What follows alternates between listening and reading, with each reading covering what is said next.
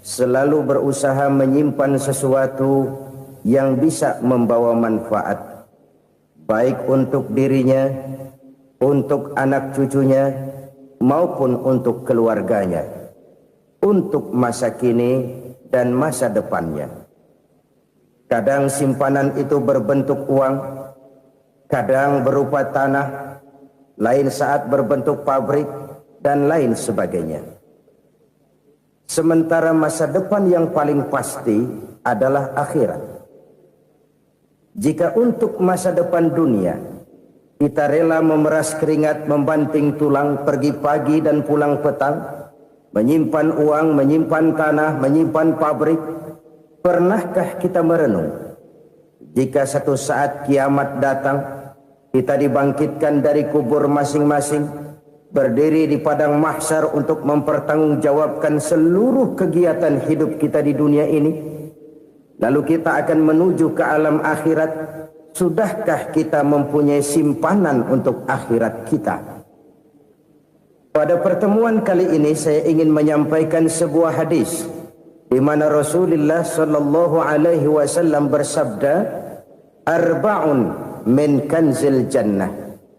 Simpanan sorga ada 4 macam. Yang pertama, ikhfa'us sadaqah, menyembunyikan sedekah. Saudara-saudara kaum muslimin, sebagaimana yang kita maklum bahwa Allah Subhanahu wa taala melebihkan sebagian rezeki dari kita terhadap yang lain. Ada yang kaya, ada yang setengah kaya, ada yang miskin, ada yang setengah miskin, dan selanjutnya. Ada yang gajinya kecil tapi penghasilannya gede. Ada yang penghasilannya gede tapi nggak punya gaji. Ada juga yang memang gajinya gede dan penghasilannya gede. Kelebihan rezeki merupakan sunnatullah dan tidak harus membuat kita merasa lebih dari yang lain. Bahkan sebaliknya, kelebihan itu harus membuat kita ringan tangan untuk menolong mereka yang memang memerlukan pertolongan.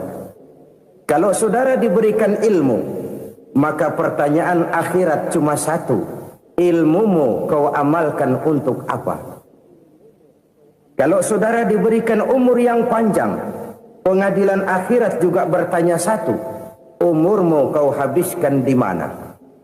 Tapi kalau saudara diberikan harta, pengadilan akhirat akan bertanya 2, hartamu kau dapat dari mana, kau belanjakan kemana?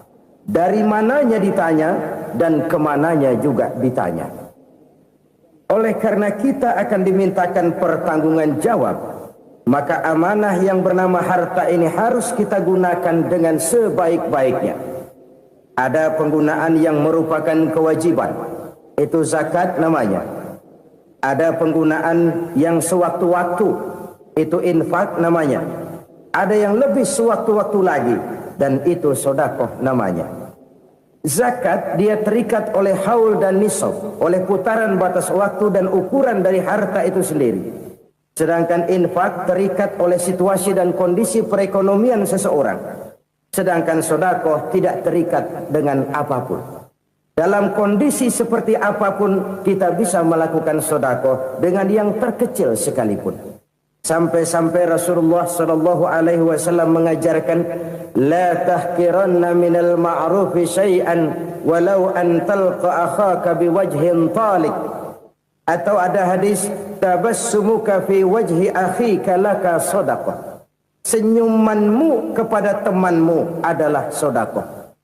Jadi untuk melakukan sedekah tidak harus dalam berbentuk uang.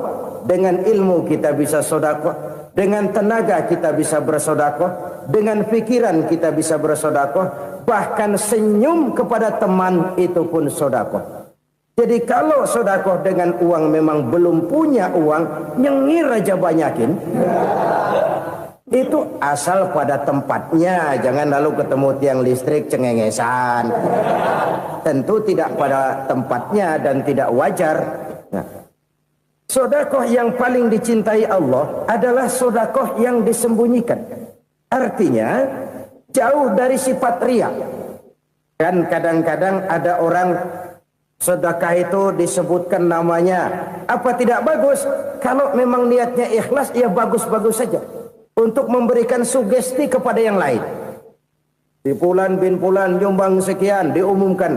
Boleh kalau niatnya untuk memberikan rangsangan kepada yang lain supaya dia menyumbang lebih besar dari orang tadi. Tapi kalau itu mendatangkan riya, maka sedekah yang paling dicintai Allah adalah sedekah yang disembunyikan. Tangan kiri saja tidak tahu apa yang diberikan oleh tangan kanan. Sedekah yang dilakukan dengan ikhlas akan merupakan perbendaharaan surga, tersembunyi dari pandangan orang lain, tidak seorang pun tahu. Karena memang sikap yang baik adalah melupakan kebaikan dan mengingat kesalahan. Itu salah satu ciri orang bahagia.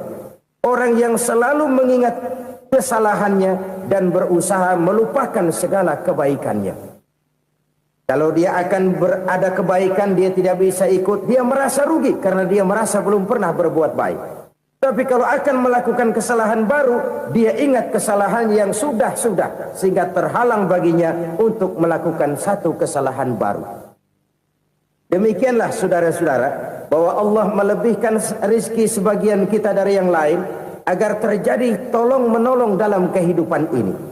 Jadi kesenjangan yang nature, kesenjangan yang alami, itu sunnatullah. Ada yang kaya, ada yang miskin, ada yang kelas menengah. Nah, kenapa lalu sekarang kita berusaha mengentaskan kemiskinan? Oleh karena adanya kesenjangan struktural. Kalau yang kaya bisa semakin kaya, kenapa yang miskin tidak bisa naik jadi ikut sedikit kaya? Sebab pada dasarnya Islam adalah agama yang sejak turunnya sudah berupaya memerangi kemiskinan. Bahkan dikatakan kemiskinan itu mendekatkan kepada kekufuran. Orang kalau miskin udah dekat banget sama kafir. Gampang menjadi kafir. Berapa banyak saudara-saudara kita yang oleh karena soal perut, oleh karena soal materi, terpaksa meninggalkan dan menanggalkan akidahnya. Menjual petunjuk yang diberikan Allah dengan kesenangan dunia yang cuma sebentar ini. Na'udzubillah, thumma na'udzubillah. Jadi makin kita sembunyikan satu sedekah, semakin banyak perbendaharaan kita di surga. Sedekah yang paling dicintai Allah adalah sedekah yang disembunyikan. Malahan ada seorang sufi, dia punya kebiasaan kalau pergi sholat Jumat dia bawa uang, itu uang dia taruh di bawah tikar masjid. Dia niat sedekah kepada siapa saja yang nemuin itu duit. Maksudnya apa? Supaya yang nemuin nggak tahu siapa yang punya duit. Demikian dia saking ingin menyembunyikan sedekahnya. Karena sifat riya itu bisa memakan amal kita sendiri. Riya itu termasuk menyebut-nyebut kebaikan kita. Orang yang suka nepuk dada, sedikit-sedikit ngitungnya kalau nggak gua. Tuh kalau nggak gua tuh yang belas itu kalau nggak gua, kalau nggak gua. Iya kalau nggak lu kenapa emang? Orang yang suka menepuk jasad, biasanya memang begitu saudara-saudara. Kalau perang lagi berkecamuk, orang nggak sempat ngaku jadi pahlawan. Tapi begitu perang selesai, yang kagak kenal bedil ngaku pahlawan, mas. Itu sesuatu yang biasa. Oleh karenanya, orang-orang yang ikhlas dalam bersedekah, disembunyikannya sedekah itu, Allah cinta betul. Malahan ada hadis memberikan jaminan, inna shadaqatal mar'il muslimi tazidu fil umri wa tadfa'u mitatas su'i. Sesungguhnya sedekahnya seorang mukmin tazidu fil umri, bisa menambah umur panjang. Wa tadfa'u mitatas su'i, dan menyelamatkan manusia dari mati secara su'ul khatimah. Jadi siapa yang kepengen panjang umur, banyaklah sedekah. Yang bosan hidup, pelit terus. Sedekah menambah panjang umur dan menyelamatkan manusia dari mati secara su'ul khatimah. Pak, katanya umur itu nggak bisa ditambah, nggak bisa dikurangin. Kapan? Kalau ajal sudah datang. Wa idza jaa ajaluhum la yastakhiruna sa'atan wa la yastakdimun. Kalau ajal datang tidak bisa dimajukan, tidak bisa dimundurkan. Itu kalau ajal sudah datang. Tidak bisa lagi umur ditambah dikurangi, sudah datang. Tapi kalau belum datang, itu kan haknya Allah. Mau ditambah, mau dikurangi, hak prerogatif Allah. Sebagai pencipta manusia, Allah maha kuasa dan maha mampu. Sedekah ini menambah panjang umur dan menyelamatkan manusia dari mati secara su'ul khatimah. Orang mati kan sama ya, kondisinya mati, nggak nafas. Tapi hakikat mati kan lain-lain. Ada yang mati itu husnul khatimah, baik akhirnya. Misalnya lagi ngaji mati, lagi sholat mati, lagi sedekah mati. Ini yang dinamakan dengan husnul khatimah, baik di akhirnya. Sebaliknya ada yang su'ul khatimah, jelek di akhirnya. Ini yang jadi catatan akhir. Lagi nyekek botol, mampus. Lagi banting kartu, modar. Su'ul khatimah, jelek pada akhirnya. Sedekah menyelamatkan manusia dari mati secara su'ul khatimah. Dan kita semua kepengen mendapat husnul khatimah, jauh dari su'ul khatimah. Oleh sebab itu yang bisa menyelamatkan kita dari penyakit itu antara lain adalah sedekah yang disembunyikan, yang dikerjakan dengan ikhlas karena Allah. Tidak karena kepengen dipuji orang, tidak karena ingin dikatakan orang pemurah, sebab orang dermawan itu orang yang memberi tanpa harus diminta. Kalau masih harus diminta, ya belum dermawan namanya, masih harus diminta. Kalau nggak diminta ya tulus, lolos, polos. Saudara-saudara kaum muslimin rahimakumullah. Harta adalah amanat dan akan kita pertanggungjawabkan.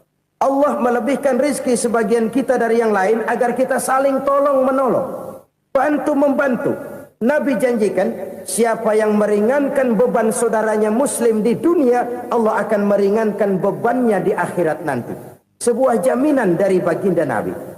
Si orang yang kita bantu barangkali tidak bisa membalas, Allah yang akan membalas lewat jalan lain yang tidak pernah kita sangka-sangka. Ada orang tanya, Pak, ini ada orang nyumbang masjid sambil marah-marah, bagaimana? Saya bilang sumbangannya aja ambil, marahnya jangan. Marahnya jangan diambil, itu urusan dia. Saudara-saudara kaum muslimin rahimakumullah. Umat Islam ini kan umat yang punya potensi besar. Kadang kita merenung, kenapa kadang-kadang pembangunan masjid kok lambat sekali? Kalau hotel hari ini peletakan pertama, bulan depan peresmian. Supermarket hari ini peletakan batu pertama, minggu depan peresmian.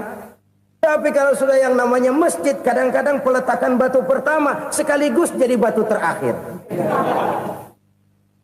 3 tahun, 4 tahun, campur nebar jalak di jalanan, duit dijaring kayak ikan sepat.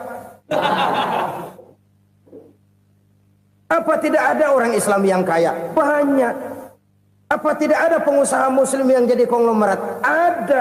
Lalu yang belum banyak itu yang komit terhadap nilai-nilai agamanya. Akhirnya kita jatuh jadi umat yang lemah. Belum ada pengusaha konglomerat muslim buka pabrik supermi cap bedug misalnya umpamanya atau pabrik kecap cap sorban supaya identitas keislamannya sedikit kelihatan. Kita jatuh jadi umat yang lemah karena potensi tidak terinventarisir dengan baik. Kita ini ibarat kompor yang cuma matengin nasi orang lain. Potensi kita dimanfaatkan oleh orang lain. Ukhuwah Islamiyah kita baru terbatas kepada silaturahmi. Ukhuwah di bidang ekonomi kita lemah, ukhuwah di bidang kebudayaan kita lemah, apalagi ukhuwah di bidang politik kita lebih rapuh lagi. Padahal ukhuwah itu adalah totalitas kehidupan manusia, menyangkut ipolek sosbud, memerlukan nilai-nilai ukhuwah. Jadi oleh karena itu mari kita menyadari di dalam harta kita, walaupun kita yang cari, pergi pagi, pulang sore, peras keringat, banting tulang, di sana ada harta anak yatim. Di sana ada hak masjid. Di sana ada hak pesantren, di sana ada hak jihad. Berbahagialah seseorang apabila dia oleh Allah dijadikan keran. Keran itu menyimpan air, tapi tidak untuk dirinya, tapi disalurkannya kepada mereka yang memang memerlukannya. Saudara-saudara kaum muslimin rahimakumullah, ini yang pertama. Jadi perbendaharaan surga adalah menyembunyikan sedekah. Orang lain nggak tahu, kita pun nggak pernah ngitung-ngitung. Kita anggap lewat begitu saja, padahal itu deposit akhirat. Satu. Yang kedua, perbendaharaan surga itu apa? Wa kitmanul musibah, menyembunyikan kesulitan. Kadang orang takut menghadapi kesulitan. Tapi makin kita merenung, hidup ini kan sebenarnya urusan. Takut sama urusan, ya jangan hidup. Tandanya orang hidup itu kalau punya urusan. Urusan melupakan problem. Problem sering menimbulkan kesulitan. Kesulitan bukan untuk ditakuti, tapi untuk diatasi dan dicarikan jalan keluarnya. Siapa sih orangnya yang gak pernah sulit-sulit? Makin tinggi status sosialnya, makin gede urusannya. Makin tinggi kualitas imannya, makin berat tingkat kesulitannya. Cuma memang yang namanya enak itu seperti pelangi. Biang lala itu nggak pernah di atas kepala kita, di atas kepala orang melulu. Lu sih enak lu, kata kita. Dia juga bilang, yang enak kan lu. Pelangi itu nggak pernah di atas kepala kita. Kata tukang beca, aduh enak ya naik Mercy. Kata tukang beca, apa yang di dalam mobil Mercy? Aduh enak bener tukang beca, di jok ngeringkuk ngorok pulas bener. Saya kamar pakai AC sejuk, tempat tidur sutra empuk, alga spring bed, gula kulik nggak bisa pulas kalau belum minum Valium, belum tidur. Enak bener tukang beca, di jok ngorok nggak tahu wetan kulon. Si tukang beca bilang yang di Mercy enak, yang di Mercy bilang tukang beca enak. Inilah enak. Nggak pernah di atas kepala kita, di atas kepala orang lain melulu enak itu. Nah, saudara-saudara, yang merupakan perbendaharaan surga itu orang yang bisa menyembunyikan kesulitan, baik pribadi ataupun rumah tangga. Nih terutama rumah tangga yang jadi soalnya. Kadang-kadang kita ini kalau senang, sebaliknya kalau senang kita diam, kalem aja, cuek. Banyak banget duit kita, bawaan diam aja udah. Malah ketemu orang takut. Tapi begitu susah, sekampung tahu. Padahal Nabi mengajarkan perbendaharaan surga itu menyembunyikan musibah, menyembunyikan kesulitan. Kalau enak, cerita sama orang-orang. Kalau nggak enak, rasain sendiri, tekan sendiri, atasin sendiri. Kita kan sebaliknya. Senang kita diam. Asal lagi susah, paling tidak kita nyari teman buat cerita kesusahan. Siapa orangnya yang nggak pernah susah? Cuma soalnya bagaimana kita mengatasi kesusahan itu sendiri. Begitu juga misalnya kalau orang sudah berumah tangga, itu orang tuanya harus menjadi tempat dia cerita yang enak-enak saja. Yang nggak enak rasain berdua, selesaikan berdua, atasin berdua. Jangan dibalik. Asal senang diam, giliran susah saja. Maknya laporan. Terbalik, bisa menjaga security informasi. Maka nama bayam keluar diam, malah seluitan. Enak amat lu makan daging ayam. Security informasi. Saudara-saudara kaum muslimin rahimakumullah. Ujian yang terberat itu yang pernah diberikan kepada para nabi, para rasul, para aulia, para ulama. Makin tinggi keimanan, makin berat bentuk kesulitan. Ayo saya kemukakan satu contoh saja. Ada seorang nabi yang kaya, nabi kaya, namanya Nabi Ayub. Iblis kalau orang begini kan keki, ibadahnya rajin, kaya. Nih yang kayak begini susah digodain. Kalau ibadahnya rajin, miskin, kali bisa disogok. Sini imannya mantap, ibadahnya rajin, kaya, nabi lagi. Oh, tapi namanya iblis nggak kurang akal. Laporan, Tuhan, kenapa Les? Ya ini bahasa saya, bahasa Qurannya sih nggak gitu. Itu hambamu yang namanya Ayub, dia rajin ibadah cuma karena dikasih kaya aja. Coba kasih miskin dia, berhenti dia sembahyang. Ah, kamu bisa aja. Saya tahu Ayub itu hambaku yang ikhlas. Saya buktiin Tuhan, silahkan. Dibuktiinlah, iblis turun ke alam ini. Yang mula-mula dia lakukan, dia rusak sawah ladang Nabi Ayub. Dia binasakan binatang ternak Nabi Ayub. Sehingga dalam waktu singkat, jatuhlah Nabi Ayub dari orang paling kaya jadi orang paling miskin. Beliau masih ibadah di mihrab dalam masjid. Datang iblis. Saudara Ayub, ya, lagi ngapain? Ibadah. Nyembah Allah, nyembah Allah. Oh, percuma. Kenapa? Tuhan yang ente sembah nih, dia udah bikin miskin ente. Sawah ladang ente hancur lebur, binatang ternak binasa. Sekarang ente jadi orang paling miskin. Ngapain nyembah Tuhan kayak begitu? Tekor. Udah berhenti dah ibadah, berhenti ibadah. Ini iblis sama Tuhan laporannya lain, yang dikerjakan kepada Nabi Ayub juga lain. Benar begitu iblis kata Nabi Ayub? Iya, sawah ladang saya habis, buras. Binatang ternak saya binasa, binasa. Saya miskin, bangpak. Apa jawab Nabi Ayub? Bukan innalillahi, ya ini hebat. Alhamdulillahillazi a'tani wa akhza minni. Segala puji bagi Allah yang telah memberikan harta kepada saya dan sekarang mengambilnya lagi. Alhamdulillah. Allah yang ngasih, Allah yang ambil. Itu mah urusan Allah. Iblis cuman ibadah jalan terus, sujud lagi Nabi Ayub. Iblis seleher gondok banget. Dasar Nabi nggak mempan dia apa-apain. Miskin malah alhamdulillah. Allah yang ngasih, Allah yang ngambil. Jadi kalau kita tidak komit, kita tidak terikat kepada kaya, miskin, senang, susah, apa yang bisa bikin kita susah? Jadikan kekayaan, kemiskinan, jadikan senang, susah sebagai anak buah yang bisa kita atur. Jangan kekayaan ngatur kita, jangan kemiskinan ngatur kita. Kita yang harus mengatur mereka. Senang, susah, kaya, miskin, bahagia, sengsara, jadikan itu anak buah yang bisa kita atur.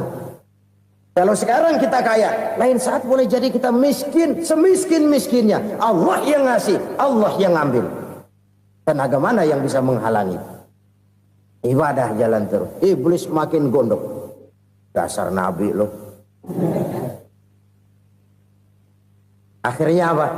Nabi Ayub dikerjain, diberikan penyakit.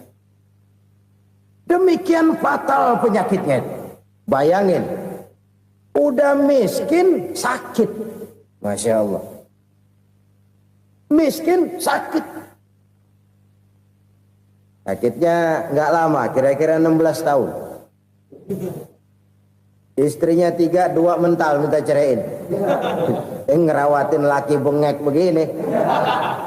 Senang belum tentu, susah udah pasti nih. Cerai aja, cerai dah. Cerai.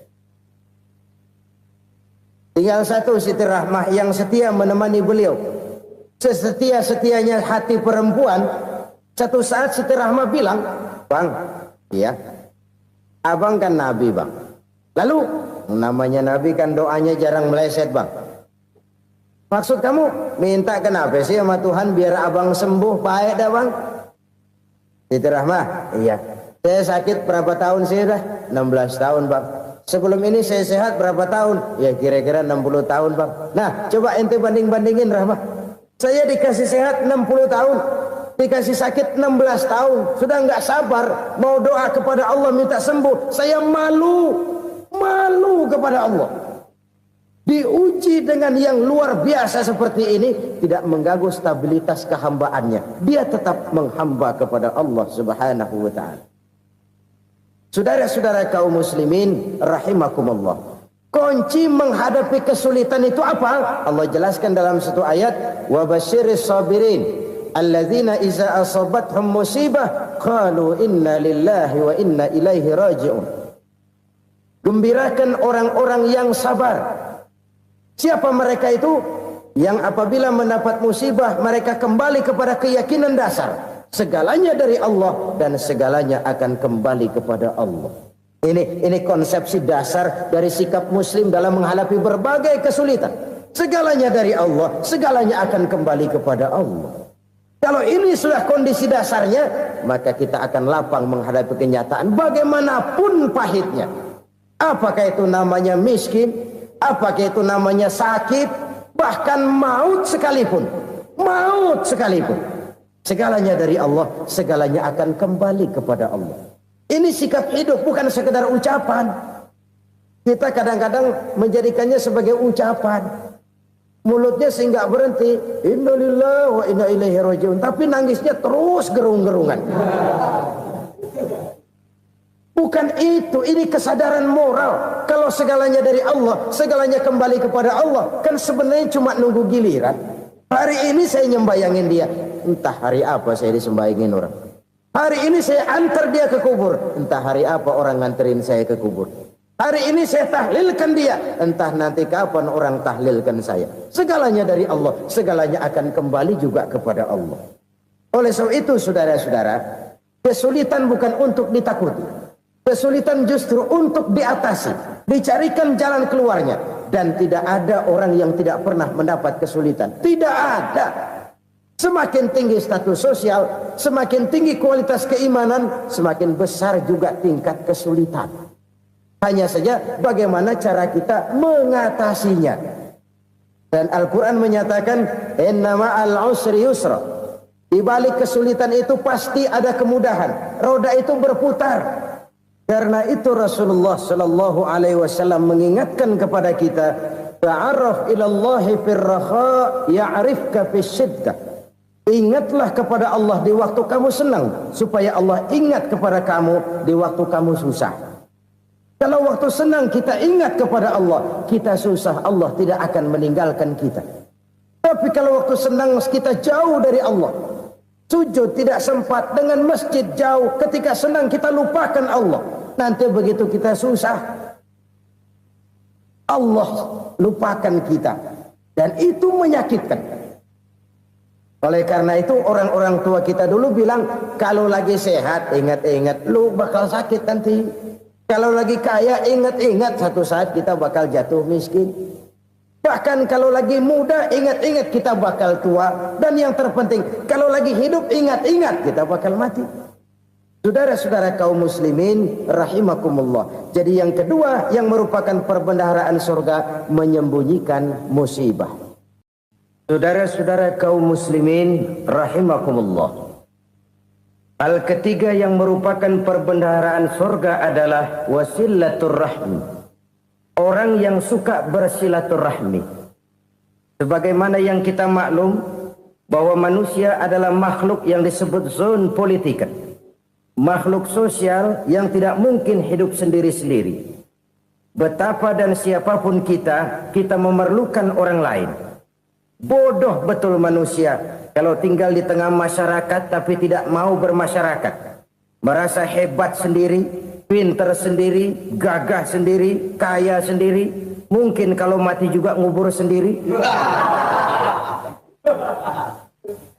Jangankan kita di sini, di sorga saja Nabi Adam waktu sendirian bengong melulu, mondar mandir.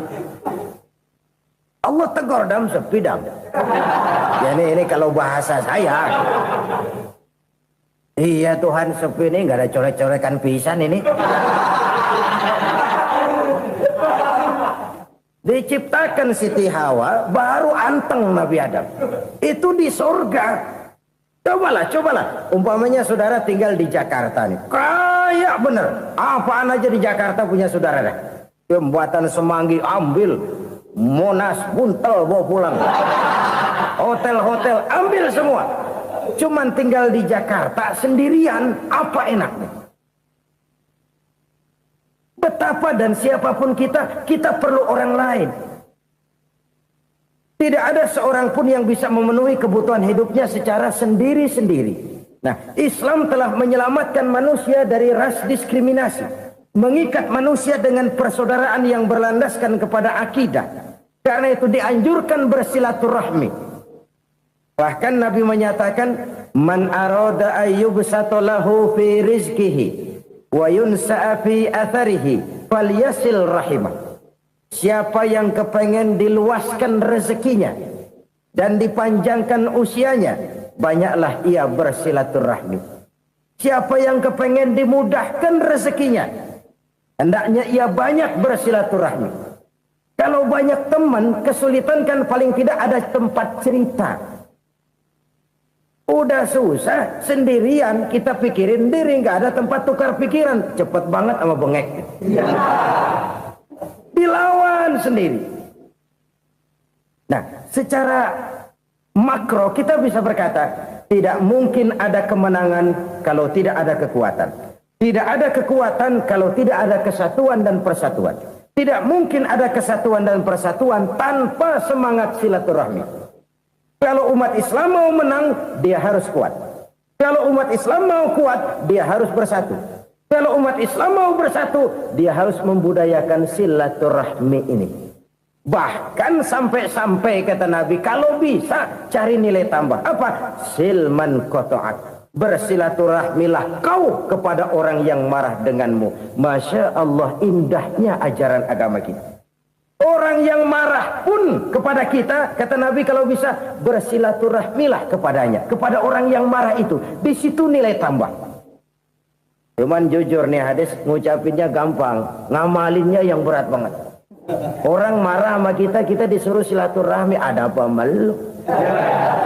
Lu marah, ada gua marahan lagi. Tunggu pikirin.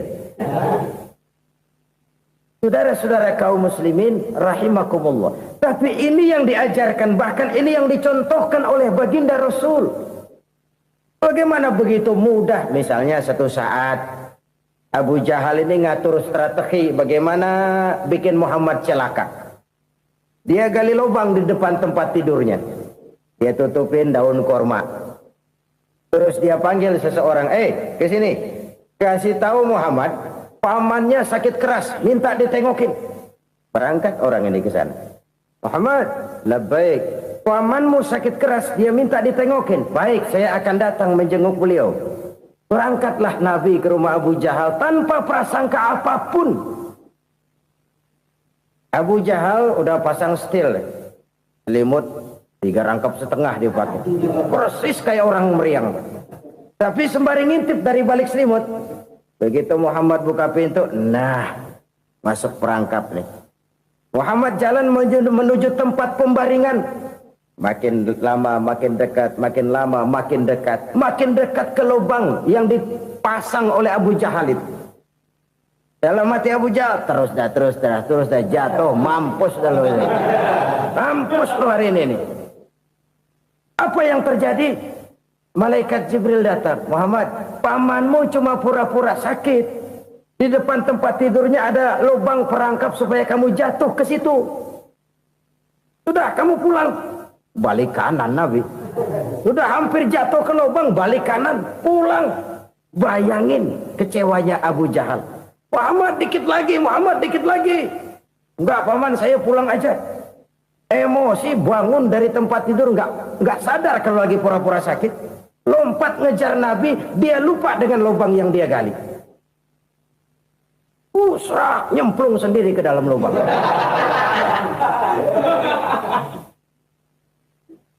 Nabi terus berlalu.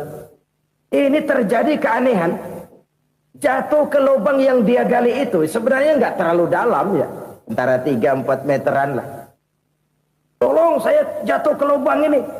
Datanglah pelayan-pelayannya itu. Angkat saya dari sini. Oh, yang ngulurin tambang. Satu gulung, belum juga nyampe itu tambang. Kurang, beli lagi ke warung. Sambung, ulur lagi, nggak juga bisa sampai. Wah, ini kerjaan Muhammad ini. Tolong, siapa salah seorang kamu ke rumah Muhammad, kasih tahu encangnya kecebur. Minta ditolongin. Sampaikan kepada Rasul. Kenapa? Pamanmu jatuh ke lubang, Muhammad minta tolong diangkatin. Tambang udah nyambung-nyambung nggak nyampe juga. Ya, nanti saya datang, saya tolong. Coba. Nyata-nyata orang berniat jahat mau mencelakakan dia. Datang dia menolong. Ini yang disebut air tuba dibalas air susu ya ini. Bukan sebaliknya. Air tuba dibalas air susu. Paman, kecebur ya? Iya Muhammad, tolong ini. Pegang tangan saya. Nabi ulurkan tangannya. Nyampe. Dipegang oleh Abu Jahal. Diangkat ke atas. Sampai atas. Apa kata Abu Jahal? Sihirmu memang hebat Muhammad. Udah ditolongin dikata sihir. Yang enak kita kemplang kan itu orang begitu. Urusan apa? Tapi inilah akhlak. Kalau bisa kamu bersilaturahmilah dengan orang yang marah kepadamu sekalipun. Orang marah kita tetap baik. So, kalau kita berbuat baik sama orang yang memang baik, rasanya sih biasa-biasa aja. Orang baik kita baik lagi, ya draw aja, belum ada nilai tambah di situ. Baru ada nilai tambah kalau kita bisa berbuat baik kepada orang yang nyakitin kita. Itu namanya kita setingkat di atas dia. Dia sakitin kita, kita berbuat baik sama dia. Dia pelit sama kita, kita baik sama dia. Dia marahin kita, kita deketin dia. Di situ kita punya nilai tambah. Jadi siapa yang ingin diluaskan rezekinya kata Nabi dan dipanjangkan umurnya, hendaklah ia banyak-banyak bersilaturahmi. Sederhana sebenarnya silaturahmi, tapi silaturahmi membangkitkan semangat kesatuan dan persatuan. Kesatuan dan persatuan melahirkan kekuatan. Dalam matematika 1 ditambah 1 pasti 2. Tapi di tengah masyarakat 1 orang takut ditambah 1 orang takut, hasilnya jadi 2 orang setengah berani. Kenapa setengah berani? Karena udah berdua. Tadi pan takut sendirian. Kalau dia kumpul turu-turu takutlah jadi berani. Kita yang lemah, kita yang tidak berdaya, kita yang miskin, kalau mau kompak bersatu, apa yang nggak bisa kita kerjain? Apalagi tinggal di kota besar, pilihan cuma 2. Bertahan atau minggir. Bertahan atau minggir. Untuk bisa bertahan harus mampu bersaing. Untuk mampu bersaing harus punya keahlian. Keahlian harus ditunjang dengan pendidikan, ditambah oleh kekompakan sebagai umat. Udah miskin mencar mulu, orang injek kita. Orang nggak pandang urusan apa yang malu. Oleh karena itu silaturahmi pada hakikatnya merupakan roh dari ukhuwah yang diajarkan oleh agama kita. Bagaimana Islam menyelamatkan masyarakat manusia dari ras diskriminasi, mengikat manusia, dan tidak ada persaudaraan yang lebih indah selain persaudaraan yang diikat dengan nilai-nilai akidah. Sepanjang orang di jalan Allah, itulah saudara kita. Keluar dia dari jalan Allah, selesailah persaudaraan sampai di situ. Karena itu, kalau ingin menyimpan sesuatu di surga, banyaklah bersilaturahmi. Datang ke rumah ini, datang ke rumah itu, dan lain sebagainya. Itu simpanan kita di akhirat nanti. Ini yang ketiga. Saudara-saudara, yang keempat, perbendaharaan surga itu apa? Wa qawlu la hawla wa la quwwata illa billah. Ucapan la hawla wa la quwwata illa billah. Ibadah kan ada yang berat, modalnya besar. Bangun masjid berat, modalnya besar. Bangun rumah sakit berat, modalnya besar. Ada ibadah yang berat, tapi modalnya ringan. Misalnya puasa. Puasa itu berat, mengendalikan nafsu. Kalau sekedar nggak makan nggak minum sih enteng, mengendalikan nafsu itu jihad terbesar. Tapi kan modalnya ringan, cuma niat saja. Ini ibadah berat, modalnya ringan. Ada ibadah yang ringan, modalnya juga enteng. Seperti termasuk ucapan la haula wa la quwwata illa billah. Tanpa sadar, la haula wa la quwwata illa billah. Nyelengin tuh di surga. Nyelengin, kita nggak terasa. Nyelengin simpenan akhirat. La haula wa la quwwata illa billah. Nyimpan lagi. Kaget, la haula wa la quwwata illa billah. Nyimpan lagi. Banyak simpenan. Walaupun sebenarnya yang dimaksud di sini adalah kesadaran batin. Bahwa tidak ada daya dan kekuatan kecuali Allah. Itu intinya. Kita memulai pekerjaan disunahkan baca bismillah. Kan begitu. Apa itu? Kesadaran moral. Bahwa ini saya bisa kerjakan. Saya kerjakan ini dengan menyebut nama Allah. Kenapa? Kalau Allah tidak memberikan daya dan kekuatan, mana mampu saya kerjakan ini. Maka saya kerjakan ini dengan menyebut nama Allah. Bismillah. Kesadaran moral. Manusia hanya wajib berusaha, tapi nggak pernah wajib berhasil. Banyak hal-hal yang kalau kita renungkan secara rasio nggak mungkin. Tapi jadi kenyataan. La haula wa la quwata illa billah. Tidak ada daya dan kekuatan kecuali bagi Allah semata-mata. Kesadaran moral akan kelemahan dan keterbatasan makhluk bernama manusia. Kadang kita kagum dengan otak, tapi kita sering lupa sama yang bikin otak. Padahal bagaimanapun hebatnya otak, yang bikin otak pasti lebih hebat dari otak. Nggak percaya, silahkan otak-otakan. Inilah kecenderungan. Kita kagum dengan pesawat-pesawat mutakhir, bukan main besi gede banget terbang itu. Alangkah hebatnya. Lalu apa yang bikin otak tidak lebih hebat dari itu semua? Kita puji laut. Apa yang bikin laut tidak lebih hebat dari laut itu? La haula wa la quwata illa billah. Tidak ada daya dan kekuatan kecuali Allah. Apa yang bisa kita lakukan kalau tidak karena daya dan kemampuan yang diberikan oleh Allah kepada kita? Lahirlah sikap tawadu, rendah hati, tidak melonjak menjadi angkuh dan sombong, sadar akan kelemahan dan keterbatasan diri sebagai makhluk yang diciptakan oleh Allah Subhanahu wa taala. Jadi satu sisi ini ucapan yang berpahala, la haula, jadi wiridan. Pada sisi lain ini kesadaran moral, sikap mental, kesadaran batin bahwa yang punya daya dan kekuatan itu cuma Allah. Kita nggak pantas untuk sombong, sebab sombong itu pakaiannya Allah. Kita nggak sedang pakai pakaian Allah, kegedean. Dan makin kita renungi, makin terbentur. Apa sih yang bisa kita sombongin?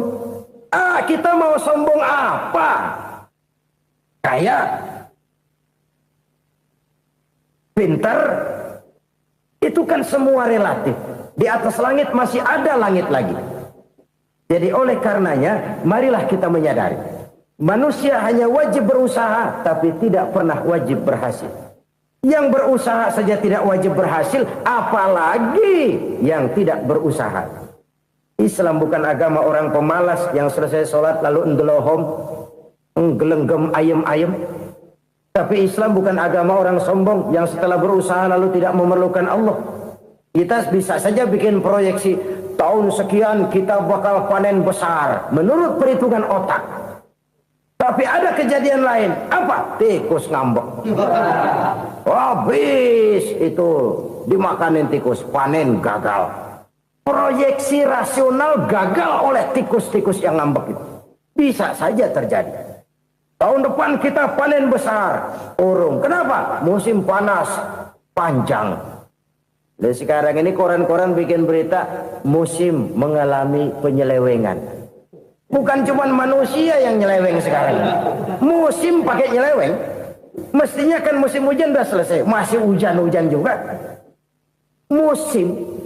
Nah sekarang kita boleh bikin proyeksi, kita bakal panen besar. Tahu-tahu musim panas panjang, sawah retak, air kering. Cari teknokrat yang paling botak, suruh pendekin tuh musim panas.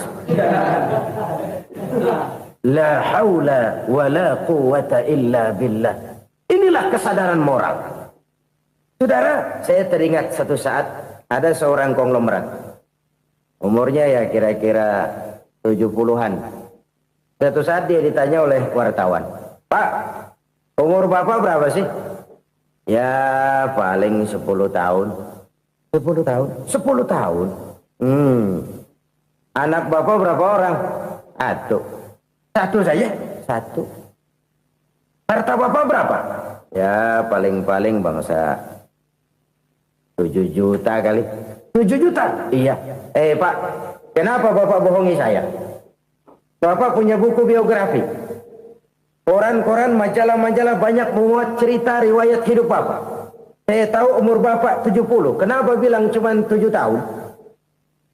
Saya tahu anak Bapak 8. Kenapa cuma bilang 1? Saya tahu harta bapak miliaran, mungkin triliunan, pabrik di mana-mana, bank di mana-mana. Kenapa bilang uang bapak cuma 7 juta? Nah, kata si konglomerat tadi, kamu benar nak, kamu benar. Umur saya kalau jumlahnya memang 70 nak. Cuman ingat-ingat saya, baru 7 tahun terakhir ini saya sujud. Baru 7 tahun terakhir ini saya berusaha dekat dengan Allah. Saya laksanakan perintahnya, saya jauhi larangannya. 7 tahun inilah rasanya yang ada nilainya di hadapan Allah. Yang 63 tahun matong, kelabu, kelem umur gue. Habis untuk maksiat, untuk munkarat. Maka ketika ditanya tadi, umur saya 7 tahun itu. Oh begitu Pak. Oh iya. Lalu anak Pak. Anak bapak kan 8. Kenapa bilang cuma 1? Nah, kalau jumlah hitungannya memang anak saya 8. Tapi dari 8 orang ini rasanya cuma 1 nih. Yang bakal jadi buah hati, belahan jantung. Pelanjut cerita, penerus sejarah. Bakal jadi anak soleh yang akan mendoakan saya. Cuma 1 rasanya anak saya ini yang bakal jadi buah hati saya. Besar-besaran saya. Yang akan mendoakan di kubur saya. Yang akan mendoakan di akhirat saya. Yang 7 orang mana, Masya Allah, yang atu tenggeng, yang atu nyekek botol ngolo, yang atu nggak karu-karuan. Makanya saya bilang 1 anak saya yang akan bisa mendoakan saya. Oh begitu Pak. Iya. Nah harta Pak, harta bapak kan triliunan, pabrik bapak di mana-mana, uang bapak hampir di tiap bank-bank besar. Kenapa bilang cuma 7 juta? Betul kau nak. Harta saya kalau jumlahnya memang miliaran, triliunan mungkin. Tapi yang saya ingat baru 7 juta tuh yang saya belanjakan di jalan Allah. Saya nyumbang masjid, saya santuni yatim piatu, saya bantu pembangunan pesantren, saya bantu pembangunan rumah sakit Islam. Itu yang akan saya bawa pulang ke akhirat, yang 7 juta itu. Yang triliunan itu nanti akan diperebutkan oleh anak-anak saya sebagai waris saya. Jadi harta saya 7 juta itu yang bakal nemenin saya di akhirat. Yang akan saya bawa pulang jadi teman saya. Saudara-saudara kaum muslimin, jangan-jangan orang tua itu adalah kita-kita ini. Jangan-jangan kita-kita ini adalah orang tua itu. Jangan-jangan itu potret dari diri kita masing-masing. Dari sekian umur yang diberikan Allah, berapa tahun yang ada nilainya di hadapan Allah? Dari sekian anak-anak yang merupakan amanah, berapa yang akan mendoakan kita sebagai orang tuanya menjadi anak soleh?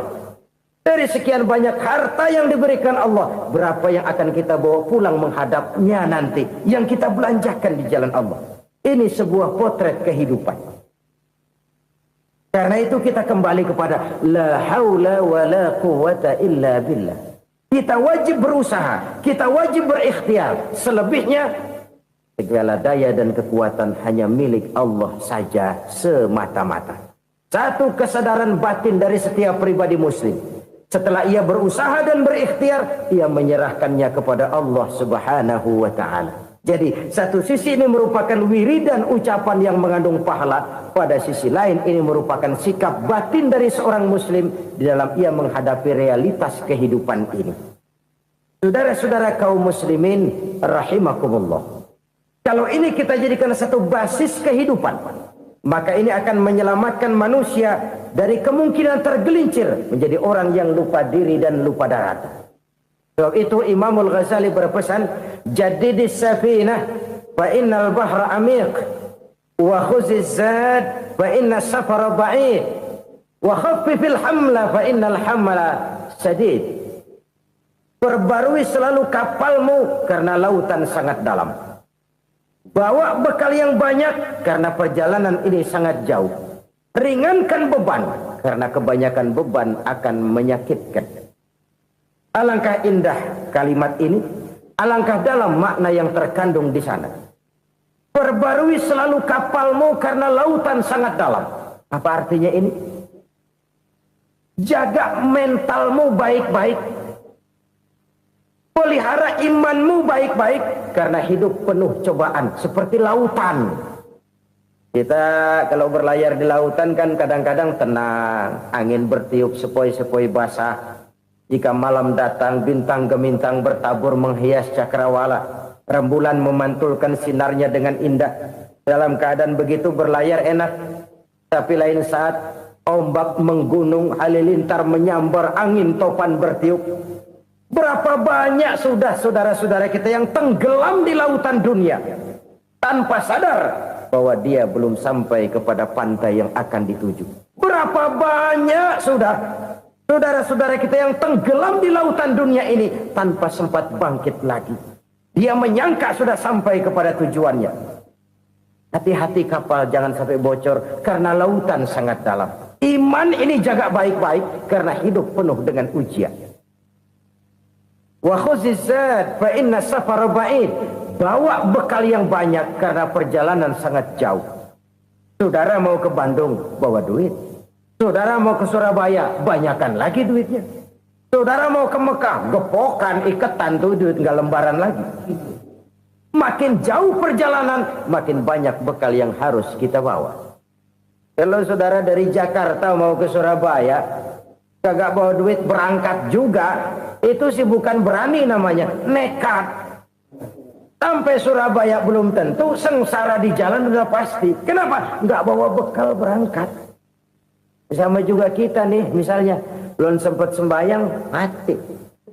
Waduh, berani banget orang. Belum punya bekal, mati. Sengsara di jalan. Atau bekal tidak cukup. Dari Jakarta saudara mau ke Surabaya, bawa duit 500 perak. Paling jauh Cikampek nyampenya itu. Paling jauh itu. Antara jauhnya perjalanan dengan bekal yang saudara bawa tidak seimbang. Hidup ini perjalanan panjang. A walking tour. Dimulai dari alam arwah. Sebelum jasad diciptakan, roh diciptakan lebih dulu. Dari situ pindah ke alam rahim. Dari alam rahim pindah ke alam dunia. Dari alam dunia pindah ke alam barzah. Baru menuju akhirat. Satu perjalanan panjang. Kalau bekal tidak bawa, sengsara di jalan. Bawa bekal yang banyak karena perjalanan ini sangat jauh. Wa khaffifil hamla, ringankan beban karena beban itu cuma akan menyulitkan. Kalau bekal itu sih keperluan, tapi beban nggak kita perluin, cuma ngeberat-beratin. Apa ini beban? Dosa. Kecurangan, kebatilan, kezoliman, ketidakadilan, kesewenang-wenangan. Itu akan jadi beban kita di akhirat. Alangkah celakanya, perjalanan panjang, bekal tidak bawa, beban kelewat banyak. Alamat sengsara di jalan. Pahala tidak ada, dosa berlipat ganda. Na'udzubillah, summa na'udzubillah. Kalau kita rangkum nasihat Al-Ghazali dengan kisah si konglomerat tadi, kita akan mengambil kesimpulan. Pertama, bekal terbaik dalam menghadapi gejolak kehidupan ini tidak lain adalah iman. Yang kedua, pahala dan dosa. Dua hal kontroversial. Pahala adalah bekal, dosa adalah beban. Tapi kita sekarang kan tidak begitu terangsang kepada yang abstrak. Orang berlomba mencari yang konkret-konkret saja. Yang real. Kalau memang dosa, benjol dong. Kira-kira begitu. Kira-kira begitu. Persis orang Yahudi dulu. Orang Yahudi itu kan pernah minta kepada Nabi Musa. Ya Musa lan nu'mina laka hatta narallaha jahrah. Musa, kami nggak bakal mau beriman kepada Allah kalau belum kami lihat Allah ada nongkrong di depan kami. Kalau memang Tuhan ada, taruh dong di depan kami. Mau yang konkret-konkret saja. Kalau memang dosa, benjol dong. Kalau memang pahala, berasa dong. Orang terangsang kepada yang real, yang konkret-konkret saja. Karena itu, untuk mengejar dosa, orang mau bayar. Tapi untuk mengejar pahala, walaupun tidak bayar, orang segan. Ini yang dikatakan oleh Nabi, kamu mengharapkan ke surga, tapi kamu berat melaksanakan sesuatu yang bisa membawa kamu ke surga. Kamu ingin jauh dari neraka, tapi tiap saat kamu lakukan perbuatan-perbuatan yang justru menjerumuskan kamu ke neraka. Idda'aitum an-najata minan nar wa ramaitum fiha anfusakum. Kamu ingin selamat dari neraka, tapi kamu lemparkan diri kamu ke neraka.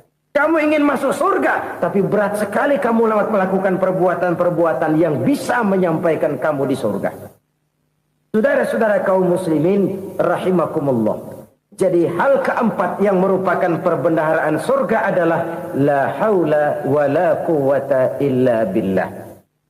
Satu sisi ini merupakan ucapan yang memperberat timbangan akhirat. Pada sisi lain ini merupakan sikap hidup seorang muslim. Kesadaran batin yang sangat dalam bahwa tidak ada daya dan kekuatan kecuali Allah.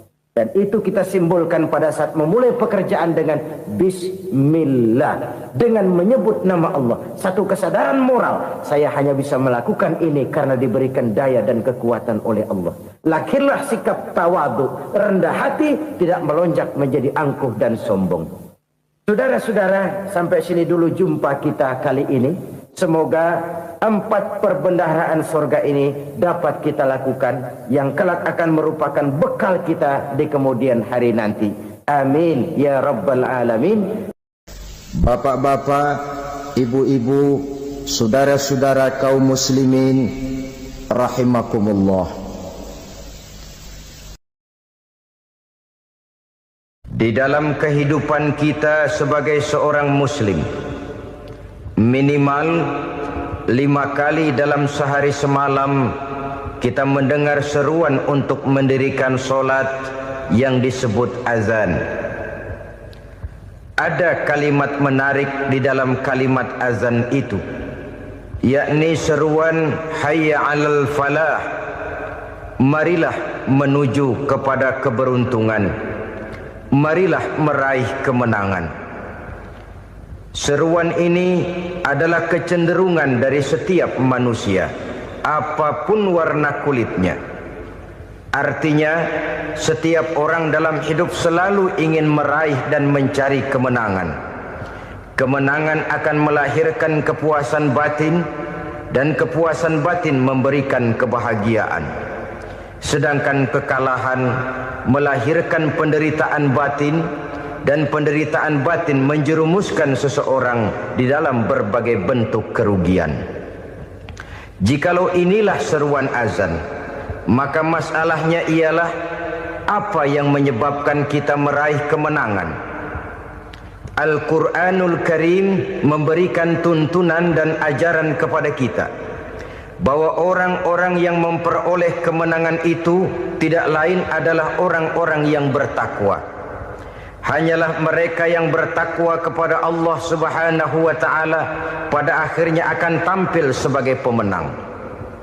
Lalu siapa orang yang bertakwa itu? Dijelaskan dalam awal-awal Al-Baqarah, orang yang bertakwa yang akan meraih kemenangan. Pertama, allazina yu'minuna bil ghaib, yaitu orang-orang yang beriman kepada yang gaib.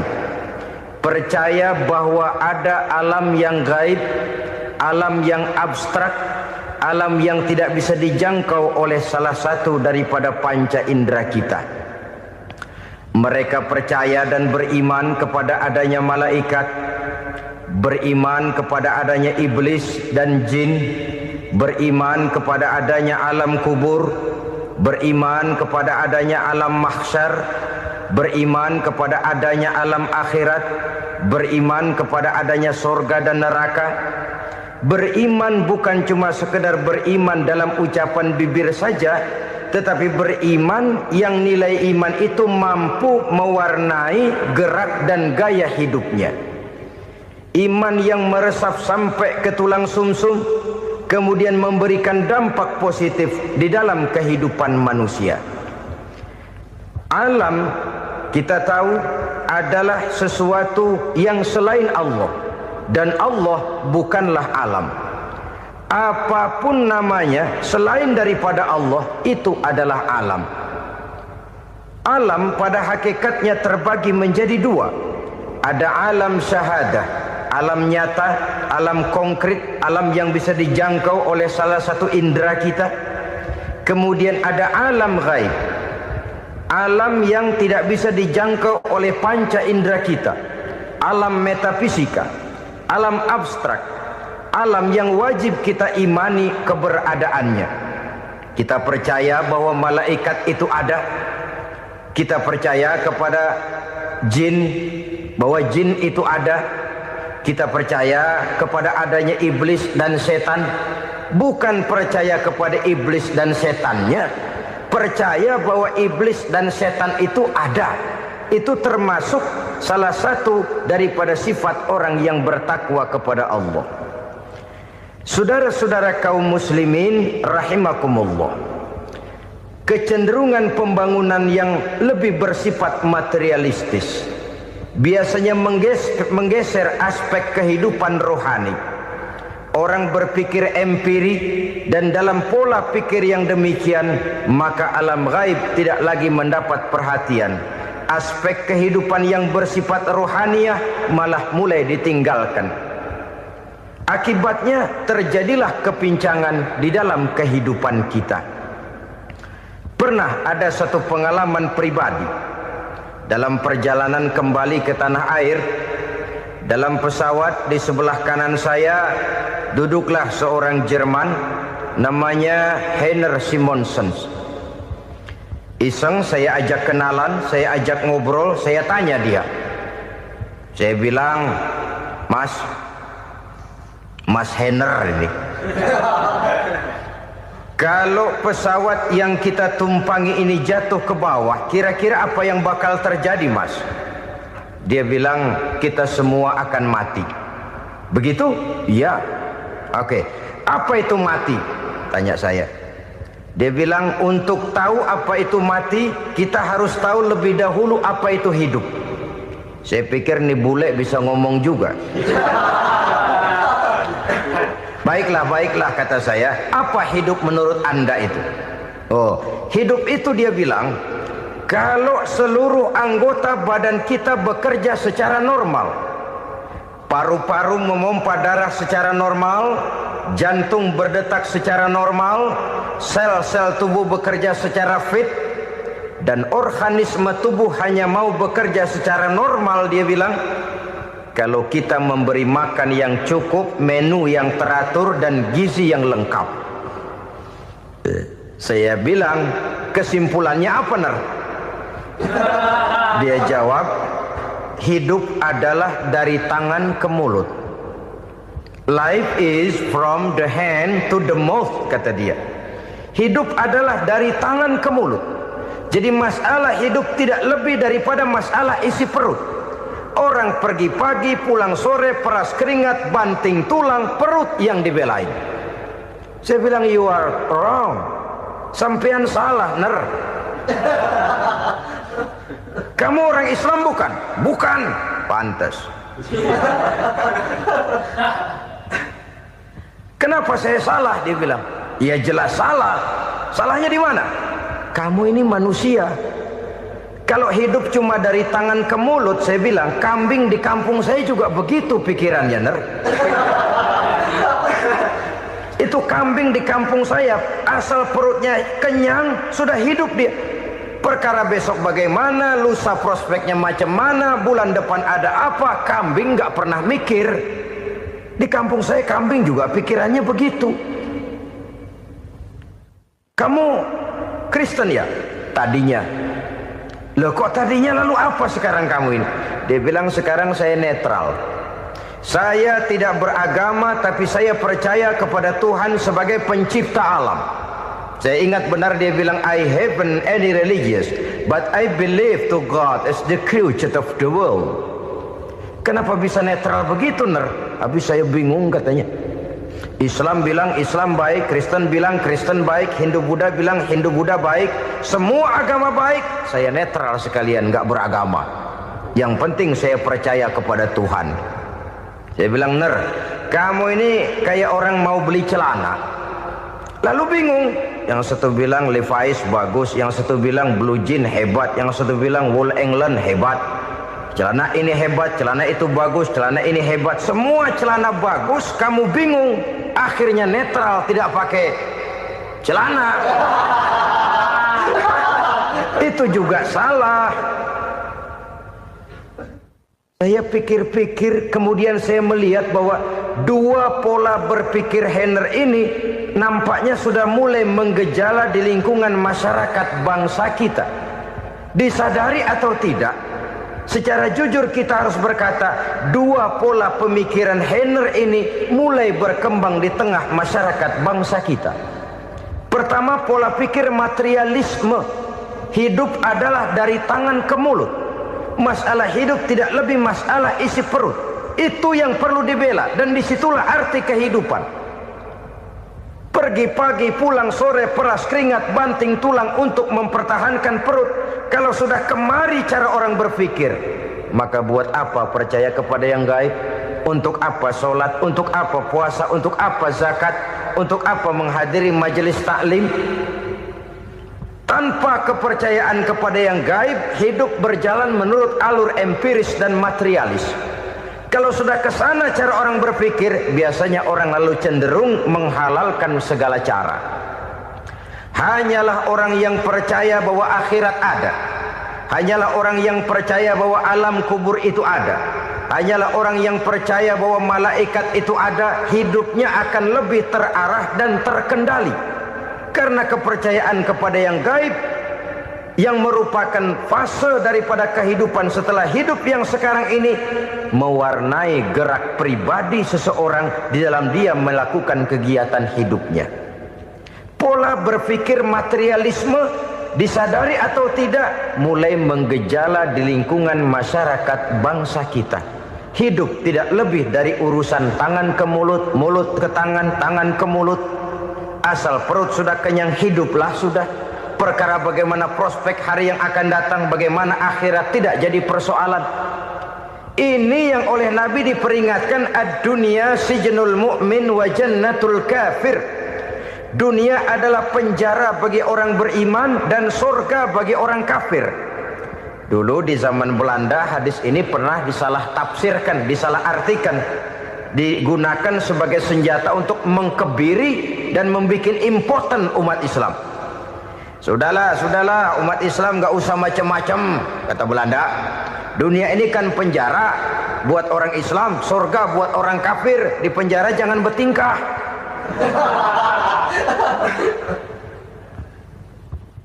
Pengertiannya tidak begitu. Dunia adalah penjara bagi orang mukmin. Artinya dalam kehidupan dunia seorang mukmin tidak bebas memperturutkan hawa nafsunya. Di penjara hawa nafsunya itu. Sebaliknya, surga bagi orang-orang kafir. Buat orang kafir, surgalah dunia ini. Mereka bebas memperturutkan hawa nafsunya. Dilarang tidak terlarang, dicegah pun tidak tercegah. Mereka hidup menurut alur bisikan nafsu mereka sendiri. Kemudian bila ajal datang, maut merenggut nyawa, selesailah surganya sampai di situ. Maka bagi orang-orang yang tidak percaya kepada adanya akhirat, kepada adanya alam gaib, surganya sebatas umurnya. Sekali lagi, surganya sebatas umurnya. Bila umur selesai, ajal pun datang merenggut nyawa, selesailah sudah surganya sampai di situ. Alangkah pendeknya perjalanan orang-orang yang tidak percaya kepada alam gaib ini. Bagi kita mukmin, jikalau kita mampu memenjarakan hawa nafsu, kita bisa bahagia di dunia ini. Dan Islam memang tidak menyuruh kita sengsara di dunia. Raih dunia, kejar dunia, gapai dunia sebagai alat untuk mencapai kebahagiaan di akhirat nanti. Hidup adalah satu perjalanan panjang yang terbentang sejak kita terlahir dari alam rahim sampai kepada alam akhirat nanti. Andai kata kita gagal meraih kebahagiaan di dunia, toh kita masih punya akhirat. Tapi jangan jadi dalil yang melemahkan semangat. Biarin dah kita di dunia kebelangsak, yang penting akhirat. Akhirnya dunia benar-benar kebelangsak. Bagaimana dunia ini bisa kita raih, dan bagaimana meraih dunia untuk menunjang kepentingan akhirat nanti. Yang kedua, dari pikiran Heiner yang saya lihat menggejala di lingkungan masyarakat bangsa kita, timbulnya manusia-manusia netral. Seolah-olah Tuhan yes, agama no. Sama Tuhan percaya, agama ogah. Tuhan ngangguk, giliran agama godeng.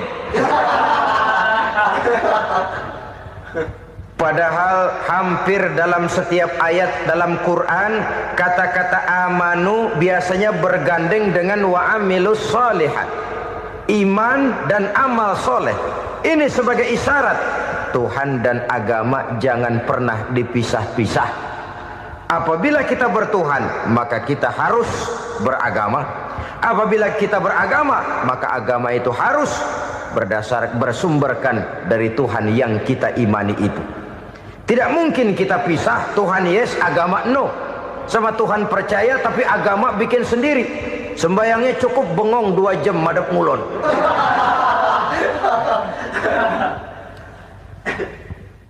Saudara-saudara kaum muslimin rahimakumullah.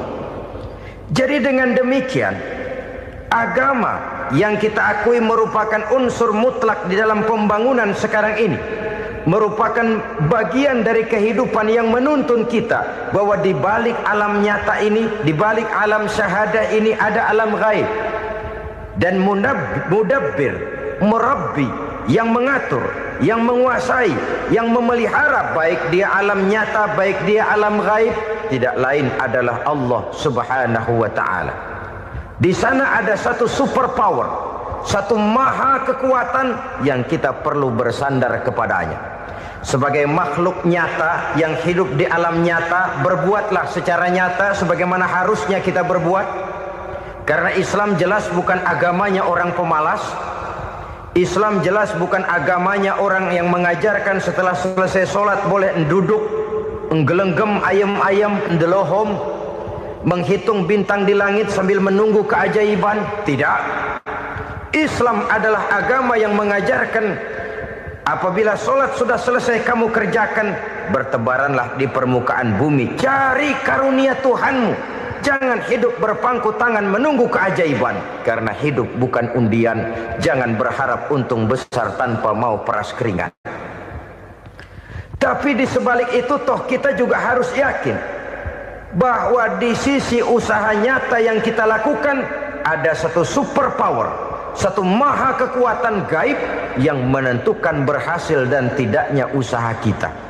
Kepercayaan kepada hal semacam inilah yang mendorong kita untuk mempunyai sandaran vertikal, agar jikalau usaha ini berhasil kita tidak lupa diri dan lupa daratan. Jikalau usaha ini gagal kita tidak putus asa dan buruk sangka, tidak cupik pandangan dan sempit hati, tapi mampu melihat persoalan dengan kacamata putih sambil husnuzon kepada Allah Subhanahu wa taala. Kita percaya malaikat itu ada. Ada yang namanya raqib dan atid, mengawasi gerak hidup kita sampai kepada gerak hati kita. Ini memberikan sugesti agar kita berhati-hati, tidak sejengkal tanah pun kita bisa berlindung dari pengawasan raqib dan atid. Ada munkar nakir yang akan menyoal kita di alam kubur. Ada malaikat Malik, penjaga neraka. Ada malaikat Ridwan yang menjaga surga. Kita percaya kepada adanya jin, kita percaya kepada adanya setan, iblis. Percaya kepada adanya, bukan mempercayai si setan, si iblis lalu menjadikannya sebagai teman. Tidak. Percaya bahwa mereka itu ada dan merupakan makhluk Allah yang gaib yang diciptakan Allah Azza wa Jalla. Kepercayaan kepada alam gaib memberikan motivasi terhadap gerak lahir manusia, sehingga dengan motivasi kepercayaan kepada yang gaib, gerak lahir jadi lebih terarah, jadi lebih terpelihara. Pernah seseorang bertanya, "Pak, apakah adanya akhirat bisa dibuktikan secara ilmiah?" Saya bilang tidak bisa, tidak bisa. Kenapa? Karena yang berangkat nggak pernah pulang kembali lagi. Kalau dia pulang kemari bisa kita tanya bagaimana enak di sono. Cuma secara moral saya katakan, lebih beruntung orang yang percaya kepada akhirat daripada yang tidak.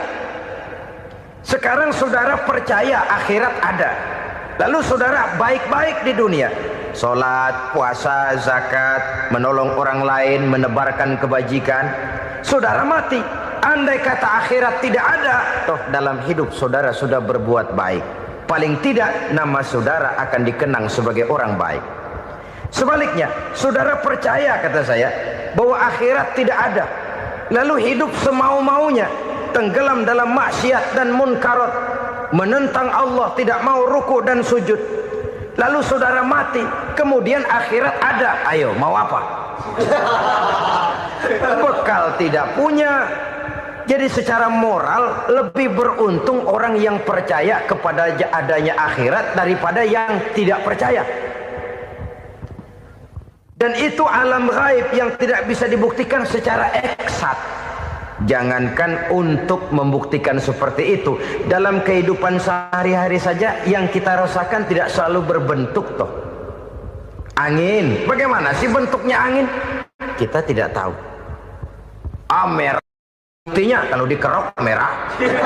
Yang merah itu kulit, yang kulit kita bukan anginnya. Sakit, rasa sakit itu ada, tapi bagaimana bentuk sakit kita nggak pernah tahu. Kalau kita makan cabai pedas, bagaimana bentuk pedas itu tidak ada, tapi rasa ada. Bentuk pedas hijau, cabainya bukan pedasnya. Tidak semua yang kita rasakan bisa kita gambarkan dalam bentuk yang konkret. Oleh karena itu, sekali lagi bahwa kepercayaan kepada alam yang gaib mampu memberikan satu sugesti yang menata kehidupan seseorang lebih lurus, lebih terarah, dan lebih terkendali. Maka wajar kalau kepercayaan kepada yang gaib mengantarkan seseorang untuk meraih kemenangan. Kenapa? Dia percaya kepada yang gaib, bahwa akhirat ada, bahwa alam kubur ada, bahwa pertanggungan jawab itu ada. Maka dia lalu tidak hidup saenae udele dewe, itu loh. Tidak hidup menurut seleranya sendiri, terarah, teratur. Ini cirinya yang pertama. Orang bertakwa yang akan meraih kemenangan, mereka beriman, mereka percaya kepada yang gaib. Bahkan hal-hal konkret saja selalu berangkat dari yang gaib. Saudara-saudara, para remaja, para pemuda sekarang ini tidak pernah tahu toh siapa yang akan jadi teman hidup saudara. Kita bisa saja ngerancang, mentargetkan, tapi toh akhirnya yang namanya jodoh bukan kekuasaan kita. Rezeki di luar kemampuan kita. Begitu juga ajal. Maut, jodoh, ajal adalah contoh-contoh konkret bahwa pada akhirnya yang gaiblah yang menentukan. Bertahun-tahun ngelancong, emang jodoh seret, nggak jadi.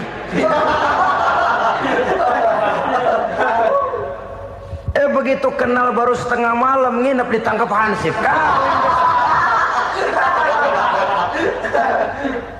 Hal-hal semacam itu kadang-kadang kita berpikir suuzon, gilet, perempuannya cakep banget, lakinya rebek amat. Memang begitulah jodohnya. Memang begitulah jodohnya. Saudara hadirin ma'asyiral muslimin yang saya hormati, jadi hal-hal yang konkret saja kita yakini sepenuhnya ditentukan oleh satu superpower yang gaib itu tadi. Dari sanalah segala ketentuan itu berangkat dan kesanalah segalanya akan kembali. Maka kepercayaan kepada yang gaib meluruskan gerak hidup seseorang dan itu akan mengantarkan dia kepada meraih kemenangan. Satu. Yang kedua, wa yuqimuna shalah. Orang bertakwa yang akan meraih kemenangan itu adalah orang-orang yang mendirikan sholat. Kenapa sholat mengantarkan orang untuk meraih kemenangan? Yang jelas, inna sholata tanha anil fahsya'i wal munkar. Sholat mampu mencegah manusia dari perbuatan keji dan munkar. Banyak filsafat hidup yang terkandung di dalam sholat ini. Sejak kita wudhu sampai kita menghadap ke arah kiblat, sampai kita melakukan gerak-gerak sholat, bacaan-bacaan yang ada di dalam sholat, lalu sampai kepada mengucapkan salam. Banyak filsafat hidup yang terkandung di dalam sholat. Umpamanya saja, setelah takbiratul ihram mulai kita dengan sholat dalam posisi berdiri, diajarkan dalam kitab-kitab fikih agar kita melihat ke arah tempat sujud. Ini kan filsafat kehidupan. Kalau kamu sholat dalam posisi berdiri, lihat tempat sujud. Jangan sholat mata jelalatan, sebab nanti bisa mengurangi kekhusyuan. Jadi wajar kalau yang dikatakan bahwa yang paling afdol adalah shaf yang di depan. Kenapa? Secara harfiah pengertiannya akan lebih mengundang kekhusyuan. Kenapa? Kalau kita di shaf paling depan di masjid umpamanya paling banter, kita lihat tembok. Tapi kalau kita shaf di tengah atau di belakang, orang-orang di depan kita pun akan kelihatan. Yang bajunya loreng, yang bajunya genggang, yang bajunya macam-macam. Kita lihat, kadang-kadang kita pikirin, ada yang bajunya bolong. Kita sholat tapi dalam hati, nih orang bajunya robek, yang nggak tahu apa. Ada saja hal-hal yang mengusik kekhusyuan kita. Oleh sebab itu diajarkan dalam posisi berdiri, lihat, arahkan pandangan matamu kepada tempat sujud. Ini kan filsafat kehidupan. Maksudnya apa? Kalau lagi diri lihat dong tempat sujud. Kalau udah di atas ingat dong sama yang bawah. Kalau sudah tinggi ingat dong dari mana kamu berangkat. Kalau sudah berkuasa bantu dong yang lemah. Kalau sudah kaya santuni dong yang miskin. Kalau sudah alim bimbing dong yang awam. Ini filsafat kehidupan. Dalam posisi berdiri kau lihat tempat sujud. Ini akan melahirkan kepekaan sosial, di mana seseorang mau tahu kepada orang lainnya. Bagaimanapun kaya kita, tinggi pangkat dan jabatan kita, jikalau hidup hanya untuk kepentingan perut sendiri saja, rasanya belum membawa manfaat di dalam kehidupan kita. Tapi efek yang tertinggi sesungguhnya, sholat mencegah manusia dari perbuatan keji dan munkar. Perbuatan keji dan munkar, walaupun kelihatannya mendatangkan uang, membawa keuntungan, tapi itu keuntungan semu, keuntungan sementara. Dengan menipu orang lain kita bisa dapat untung, tapi tidak membawa berkah. Dan itu adalah kerugian besar dalam kehidupan kita. Maka untuk meraih kemenangan harus dimulai dengan membentuk kepribadian yang tegar, memiliki sandaran vertikal yang langsung kepada Allah Subhanahu wa ta'ala. Dan itu hanya bisa kita tempuh melalui jalur ibadah formal yang sudah ditentukan Allah, yakni sholat yang 5 waktu. Untuk memperkuat itu ada sholat-sholat sunnah, rawatib, nawafil sebagai terminal-terminal kontrol cadangan untuk memelihara stabilitas temperatur batin di dalam kita berhubungan dengan zat yang maha gaib, yaitu Allah Subhanahu wa ta'ala. Orang sering bertanya, Pak, itu tetangga saya nggak sholat, duitnya nggak habis-habis, Pak. Nggak sholat tapi mobilnya tambah terus. Nggak sholat tapi usahanya makin maju. Tapi di sisi lain ada orang yang rajin sholat, rezekinya butak bener. Anaknya mana kurus, mana korengan. Saudara hadirin ma'asyiral muslimin rahimakumullah. Harus saya katakan bahwa sholat memang bukan untuk cari duit. Sholat adalah sandaran vertikal kita kepada Allah. Sedangkan soal rezeki itu berkaitan dengan sifat Allah maha pengasih dan maha penyayang. Allah maha pengasih, siapapun dikasih kalau mau usaha. Allah maha penyayang, tidak semua orang disayang oleh Allah Azza wa Jalla. Dan belum tentu banyak harta itu merupakan nikmat. Mungkin juga istidraj. Artinya istidraj itu dikasih tapi diambulin, kalau bahasa Betawinya itu. Dikasih tapi diambulin, itu bukan merupakan nikmat sesungguhnya, lebih merupakan azab dari Allah Subhanahu wa ta'ala.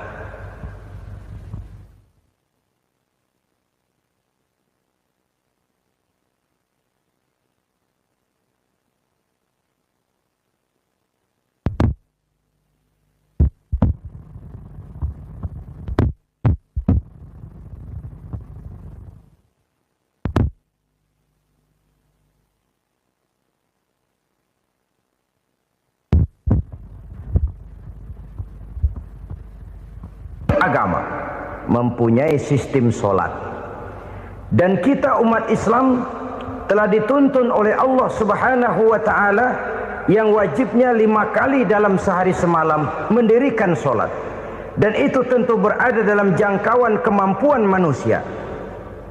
Pada awalnya barangkali kita memang merasa solat itu satu kewajiban, tapi semakin kita hayati makna, manfaat dan filsafat yang terkandung di dalam ajaran solat, semakin sampai kita kepada keyakinan bahwa solat adalah keperluan kita. Sehingga pada waktu tertentu dinilai puncaknya, kita tidak lagi akan berkata saya wajib solat, tapi kita akan berkata saya perlu solat. Kalau kita sudah merasakan itu adalah keperluan kita, nah di sanalah kita baru akan merasakan ruginya kalau hal itu tidak kita laksanakan. Sepanjang kita masih berkata saya wajib sholat, kita akan lebih merasakan dia sebagai beban ketimbang sebagai keperluan. Yang jelas Allah tidak memerlukan ibadah yang kita laksanakan ini. Dengan kata lain, andai kata satu dunia penuh ini orang tidak ada yang sholat satu pun, Allah tidak akan turun dari jabatan Tuhan. Jangan lalu berpikir kalau kita ngambek se-RW kagak sembahyang Tuhan tekor kali ini ya. Tentu tidak. Itu perlunya kita, bukan perlunya Allah. Dan pada induknya kita akan berkata saya perlu agama. Kalau secara induk kita sudah memerlukan agama, maka konsep-konsep yang ada di dalam ajaran agama itu pun adalah juga merupakan keperluan kita. Baik dia bernama sholat, baik dia bernama puasa, baik dia bernama zakat, baik dia bernama haji, seluruhnya adalah keperluan kita. Dan sesuatu yang kita perlukan apabila tidak kita laksanakan akan melahirkan kerugian di dalam kehidupan. Jangan heran kalau kita membaca riwayat perjalanan hidup para salafus soleh, orang-orang soleh. Ada yang tahajud sampai 100 rakaat, ada yang sholat malam kakinya sampai bengkak. Kita sekalinya bengkak biri-biri. Ada yang sholat membaca surah dalam Al-Quran sampai khotam Quran. Kok mau? Mereka sudah merasakan itu keperluan. Itu saja soalnya. Satu saat pun jikalau kita merasa bahwa itu keperluan saya, kita pun akan melaksanakan seperti itu.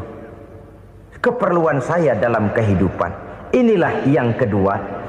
Yang ketiga, orang bertakwa yang akan meraih kemenangan itu, wa mimma razaqnahum yunfikun. Mereka membelanjakan sebagian daripada rezeki yang diberikan Allah kepada mereka. Mereka infakkan di jalan Allah. Ada satu dialog menarik.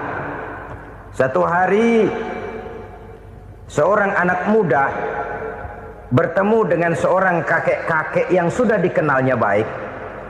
Bertanyalah anak muda ini, "Kek, umur kakek berapa tahun?"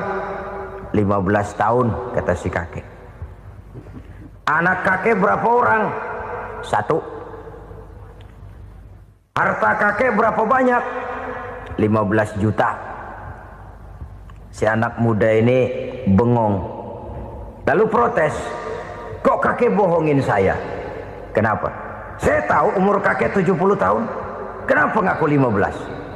Saya tahu anak kakek 5. Kenapa bilang 1? Saya tahu kakek miliuner, miliaran uang kakek. Kenapa ngaku cuma 15 juta? Begini, kata si kakek tadi. Benar, umur saya 70 tahun. Tapi dari umur yang 70 tahun itu baru 15 tahun terakhir ini saya merasakan ibadah kepada Allah. Meninggalkan maksiat, jauh dari segala macam munkarat. Maka yang 15 tahun inilah yang benar-benar saya rasakan sebagai umur saya. Benar anak saya 5, tapi yang 4 susah diatur. Cuman 1 rasanya nih yang bakal jadi si buah hati belahan jantung pelanjut cerita penerus sejarah. Cuma 1 ini yang saya harapkan, yang akan jadi anak soleh, yang akan membuat saya menerima pensiunan pahala. Kalau yang 4 apek dah, nggak ada harapan. Yang tuh nyekek botol mulu. Oh begitu. Iya. Lalu kenapa kakek bilang harta kakek cuma 15 juta padahal saya tahu kakek uangnya miliaran, depositonya banyak? Ya karena 15 juta itulah yang saya ingat yang pernah saya belanjakan di jalan Allah. Saya merasa itulah harta saya yang sebenarnya. Yang miliaran yang saya simpan di bank kelak kalau satu saat saya mati akan jadi rebutan di antara anak-anak saya. Iya kalau anak saya soleh kayak yang satu ini. Kalau yang 4 tadi udah tulen dia bakal berantem dah berebut tuh. Jadi 15 juta yang saya belanjakan di jalan Allah inilah yang saya merasakan benar-benar harta saya yang sesungguhnya. Dialog ini patut menjadi bahan renungan kita bersama. Diberikan kita umur 40, 50, 60, 70, 80. Berapa tahun dari umur yang diberikan itu yang jalan mulus, yang kita gunakan untuk melaksanakan ibadah? Banyak harta kita simpan di bank, di lemari, di dompet, di tas. Tapi berapa yang sudah kita depositokan di jalan Allah yang akan menemani kita di hari kita kembali nanti? Maka orang bertakwa yang akan meraih kemenangan, wa mimma razaqnahum yunfikun, mereka membelanjakan sebagian dari rezeki yang diberikan Allah di jalan Allah Subhanahu wa ta'ala. Ma'asyiral muslimin rahimakumullah. Zahirnya memang kita memberikan kepada orang lain, tapi hakikatnya kita menyimpan untuk diri kita sendiri. Kita memberikan kepada yatim piatu 25.000. Zahirnya kita memberikan si yatim, hakikatnya kan kita cuma nyimpan. Saya berikan, titip kepadamu, ini untuk saya di akhirat. Kau boleh belikan baju, kau boleh belikan untukmu makan, kau boleh bayarkan sekolahmu. Ini untuk saya. Hakikatnya kita nyumbang masjid 1 juta, zahirnya kita berikan kepada panitia masjid, tapi hakikatnya kan cuma titip 1 juta ya untuk saya di alam kubur nanti. Silahkan kau boleh belikan semen, ini uang, belikan besi, belikan pasir. Saya cuma sekedar titip untuk kepentingan saya. Hakikatnya kita cuma sekedar menitip. Sebagaimanapun pada hakikatnya, apapun yang kita miliki dalam kehidupan kan cuma sekedar hak guna pakai, bukan hak milik mutlak. Harta kita, rumah kita, kendaraan kita, kebun kita, pabrik kita, hak guna pakai saja. Hak milik mutlak cuma untuk Allah Subhanahu wa ta'ala. Saudara-saudara kaum muslimin rahimakumullah. Ini yang ketiga. Kemudian yang keempat, orang-orang bertakwa yang akan meraih kemenangan, allazina yu'minuna bima unzila ilaika. Mereka yang beriman, mereka yang percaya kepada apa yang telah diturunkan kepadamu Muhammad, ay Al-Quran, yakni Al-Quranul Karim. Setelah percaya kepada yang gaib, mendirikan solat, kemudian menginfakkan sebagian dari rezeki yang diberikan Allah, mereka juga lalu percaya kepada yang diturunkan terhadap Nabi, yaitu tidak lain Al-Quranul Karim. Sekali lagi di sini, percaya bukan hanya sekedar percaya saja, tetapi percaya lalu menjadikan Al-Quran itu sebagai pedoman hidup. Sebab memang Al-Quran itu adalah GBHM, garis-garis besar haluan muslim. Apa yang harus kita lakukan, apa yang harus tidak kita lakukan, bagaimana mestinya kita bertingkah laku dan berbuat, seluruhnya tercantum di dalam Al-Quranul Karim. Itu sebabnya ketika satu hari Aisyah ditanya bagaimana akhlak Rasul, beliau menjawab, kana Rasulullah sallallahu alaihi wasallam khuluquhul Quran. Akhlak daripada Rasulullah tidak lain adalah Al-Quran. Jawaban simpel ini memberikan gambaran bahwa keseluruhan daripada konsepsi Quran sudah diterjemahkan dalam kehidupan Rasulullah sallallahu alaihi wasallam. Karena kita tahu akhlak adalah keseluruhan dari gerak hidup manusia. Sejak ia berpribadi, berumah tangga, bertetangga, bermasyarakat, sampai kepada berbangsa dan bernegara, Al-Quran tetap memberikan sentuhan nilainya. Oleh karenanya, orang-orang yang bertakwa adalah orang-orang yang menjadikan Al-Quran sebagai pedoman dalam kehidupannya. Dan kita yakini Al-Quran diturunkan kepada Nabi Muhammad bukan merupakan produk Nabi Muhammad. Isi dan redaksinya langsung dari Allah Subhanahu wa ta'ala. Kemudian cirinya yang kelima, orang bertakwa yang akan meraih kemenangan itu, wa ma unzila min qablika.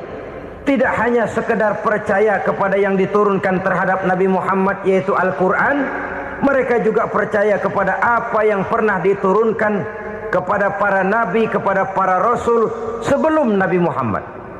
Percaya kepada adanya suhuf, percaya kepada adanya Taurat, percaya kepada adanya Injil, percaya bahwa Allah dahulunya sudah menurunkan Taurat kepada Musa, percaya bahwa Allah sudah menurunkan Injil kepada Isa, percaya Injil ada, Taurat ada, diturunkan Allah untuk Isa dan Musa, tetapi tidak wajib mengamalkannya karena kita sudah diberikan Al-Quranul Karim.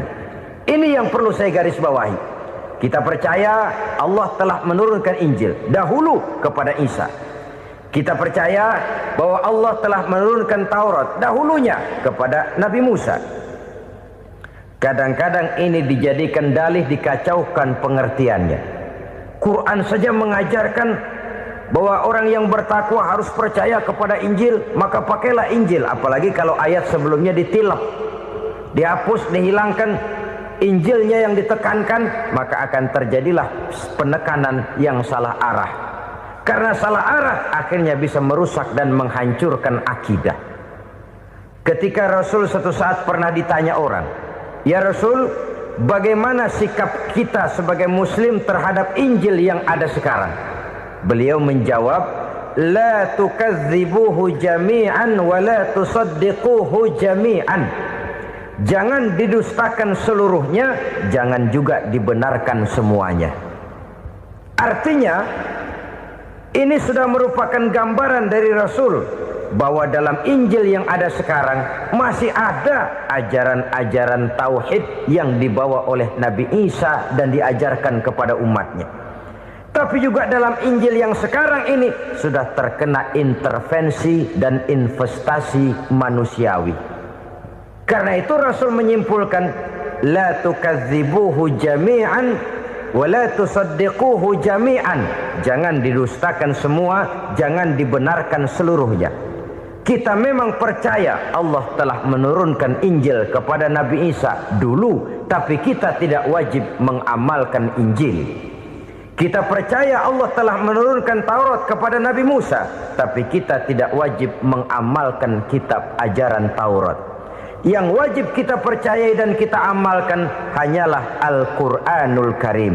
Kenapa? Oleh karena baik yang ada di dalam Taurat, baik yang ada di dalam Injil, tentu tercakup di dalam Al-Quran sebagai kitab terakhir yang diturunkan oleh Allah Subhanahu wa ta'ala.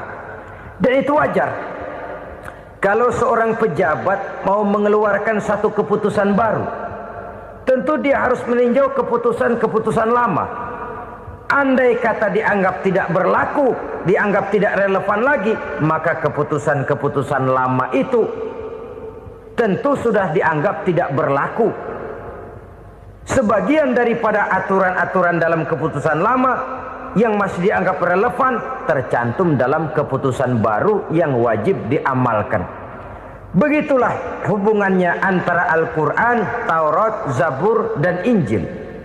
4 kitab samawi yang diturunkan Allah masing-masing kepada Zabur untuk Nabi Daud, Taurat untuk Nabi Musa, dan Injil untuk Nabi Isa alaihi wassalatu wassalam. Ketiga-tiga kitab itu kita percayai adanya. Kita yakini Allah telah menurunkan Zabur, Taurat, dan Injil. Tapi kita tidak wajib mengamalkannya. Yang wajib kita mengamalkannya sekarang ini tidak lain hanyalah Al-Quranul Karim saja. Karena ia mencakup apa yang ada di dalam Zabur, apa yang ada di dalam Taurat, dan apa yang ada di dalam Injil. Keotentikannya bisa dipertanggungjawabkan. Ya, tapi kan Nabi Muhammad sudah mati 14 abad yang lalu, dan di zaman beliau Al-Quran kan belum dikodifikasikan, belum ditulis. Bagaimana keotentikannya bisa dipertanggungjawabkan? Mudah saja. Allah berjanji, inna nahnu nazzalna dzikra wa inna lahu lahafizun. Kami yang menurunkan Al-Quran dan kami yang akan menjaga dan memeliharanya. Allah turunkan Quran, Allah menjaganya. Bagaimana cara Allah menjaga Al-Quran itu? Banyaknya orang-orang yang hafaz Al-Quran. Hafaz Al-Quran 30 juz, 114 surah, 6.666 ayat. Sehingga jangankan satu kata, jangankan satu ayat, satu kalimat saja berubah, sudah akan timbul reaksi dan mudah dimengerti. Kenapa? Banyak orang-orang yang hafaz Al-Quran. Sedangkan pada setiap akhir tahun biasanya malaikat Jibril selalu mengadakan checking terhadap ayat-ayat yang diturunkan pada waktu itu. Di zaman Nabi sendiri sudah ada usaha kodifikasi. Dan yang lebih luar biasa lagi, sampai hari ini tidak seorang pun mampu membuat satu ayat saja semacam Al-Quran. Ke bahasa manapun dia diterjemahkan, naskah aslinya tetap ikut, rujukan dasarnya tetap ada. Berdasarkan itu maka tidak mungkin terjadi penyelewengan terhadap atau pemalsuan terhadap ayat-ayat Al-Quranul Karim. Kesuciannya, keotentikannya, kemurniannya bisa dipertanggungjawabkan. Ma'asyiral muslimin rahimakumullah. Oleh karenanya, konsepsi dasar daripada ajaran Islam ini memang tidak lain adalah Al-Quran dan Sunnah. Isi daripada agama Islam yang merupakan iman, Islam dan ihsan, konsepsi dasarnya tidak lain adalah Al-Quran dan Sunnah Rasulullah Sallallahu Alaihi Wasallam. Maka yang kita perlukan sekarang ini adalah terjemahan Al-Quran di dalam kehidupan kita.